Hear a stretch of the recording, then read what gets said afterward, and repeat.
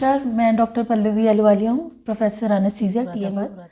आज हम बात करेंगे बेसिक लाइफ सपोर्ट के बारे में।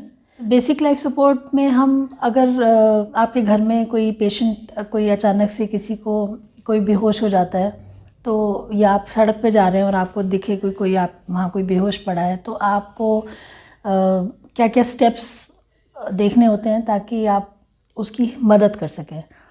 तो सबसे पहले तो जो फर्स्ट पॉइंट होता है वो है कॉल फॉर हेल्प। सपोज़ आप इंडिया में हैं तो आप 112 एम्बुलेंस का नंबर डायल कर सकते हैं, या बाहर की कंट्रीज़ में 911 है। सबसे पहले you should shout for help. Next है कि आपको सीन सेफ्टी देखनी होती है कि जहाँ पे वो है, सपोज़ सड़क पे दुर्घटना हुई है या कोई गिर गया है, तो आप उसको साइड में थोड़ा सीन सेफ्टी देखिए। ये नहीं कि सड़क के बीच में आप एकदम से रिससिटेट करने लगे, या कहीं आग लगी है तो आप उनकी सेफ्टी पहले देखिए। या कोई डूब गया है तो पहले उसको पानी से बाहर निकालिए, साइड पे लेके जाइए और फिर ये सब करिए। सीन सेफ्टी के बाद सबसे पहले आपको उनकी रिस्पॉन्सिवनेस चेक करनी होती है, जिसके लिए आप उनको टैप करते हैं और पूछते हैं कि आप ठीक हैं। आप देखिए कि पेशेंट जो वो पर्सन है वो रिस्पॉन्ड कर रहा है कि नहीं कर रहा है, तो आप उनका पहले रिस्पॉन्स चेक करिए। अगर आपको लग रहा है कि कोई जवाब नहीं दे रहे हैं तो नेक्स्ट स्टेप है कि आपको उनकी पल्स चेक करनी है कि पल्स आ रही है कि नहीं आ रही है। पल्स चेक करने के लिए आप अपनी 2 उंगली यहाँ पे रखेंगे गले में, बीच में यहाँ पे, ये जो हमारी विंड पाइप होती है और ये मसल होती है, इन दोनों के बीच में आप यहाँ पे अपनी रखिए और 5 to 10 सेकेंड्स के अंदर आपको यहाँ पे चेक करना है। You should not take more than 10 seconds और मिनिमम 5 सेकेंड्स आपको चेक करना है। यहाँ पे आप देखिए कि पल्स आ रही है कि नहीं आ रही है। अगर पल्स नहीं आ रही है तो इसका सीक्वेंस याद करने के लिए आप मन में रख सकते हैं ABC, जिसका A का मतलब होता है एयरवे, B होता है ब्रीदिंग और C होता है सर्कुलेशन। तो आप फिर देखिए कि मरीज़ सांस ले रहा है कि नहीं ले रहा है। अगर वो सांस नहीं ले रहा है तो आप ये देखिए कि ऐसा तो नहीं है कि मुंह में कुछ फंसा हुआ है। आप उनको एक हेड टिल्ट और चिन लिफ्ट कर सकते हैं, जिसमें आप उनका सिर पीछे करेंगे और चिन को लिफ्ट कर देंगे, ताकि कई बार क्या होता है कि जो हमारी टंग होती है वो पीछे चली जाती है बेहोशी की वजह से या उसकी वजह से, और आपका हवा अंदर नहीं जा पाती है, तो you will try to open the mouth.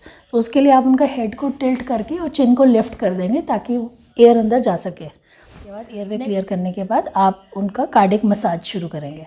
Cardiac massage करने के लिए आपको अपना लेफ़्ट हैंड लेना है और राइट हैंड से उसको ऐसे ग्रिप कर लेना है, ऐसे, और उसके बाद आपने कार्डियक मसाज शुरू करनी है। और आपको अपने जो हाथ का हील है इससे प्रेशर देना है यहाँ पे बीच में, बिल्कुल यहाँ चेस्ट के बीच में। ये जो हमारी ब्रेस्ट बोन कहते हैं, यहाँ पे बीच में एक बोन होती है जिसमें दोनों तरफ रिब्स लगी होती हैं। इस ब्रेस्ट बोन के ऊपर बीच में आपको ऐसे करके मसाज देनी है with the heel of your hand. ऐसे करके आपको उसको चेस्ट को कंप्रेस करना है, और कम से कम एक कंप्रेशन में 8 से 10 सेंटीमीटर चेस्ट अंदर जाए, इतने उससे आपको कंप्रेशन देना है। और आपको पुश हार्ड पुश फास्ट, ये चीज़ याद रखनी है। मतलब कि आपको you have to push hard 8 to 10 centimetres कम से कम चेस्ट अंदर जाए, और पुश फास्ट मतलब कि 60 सेकेंड्स होते हैं, मतलब 1 मिनट में आपके अराउंड 100 कंप्रेशंस पर मिनट हों। तो आपको you have to give it fast. तो आप करिए इसको तब तक जब तक कि कोई और आपकी मदद के लिए आ नहीं सकता। You have to call for help.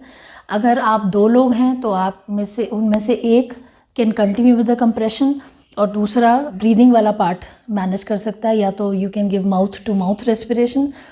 और अगर आप नहीं देना चाहते, सपोज पेशेंट ने वॉमिटिंग कर दी है या कुछ है, you should just clean the airway. आप उसको बस साफ़ कर दीजिए and wait for the help to arrive and continue with the chest compressions. वो आप करते रहिए। आप इतना भी बेसिक कर लेंगे तो you can save somebody's life, because it is very important to maintain oxygen to the brain. कई बार क्या होता है कि हम पेशेंट को रिवाइव भी कर लेते हैं, but because of deficiency of oxygen patient heart rhythm आने के बाद भी होश में नहीं आते हैं, क्योंकि ब्रेन हाइपॉक्सी हो चुका होता है बिकॉज ऑफ ऑक्सीजन डेफिशिएंसी। तो आप कम से कम जब तक कोई और नहीं आता या कोई हेल्प नहीं आ जाती, आप उनको कार्डियक मसाज दीजिए, एंड इससे you can definitely make a difference.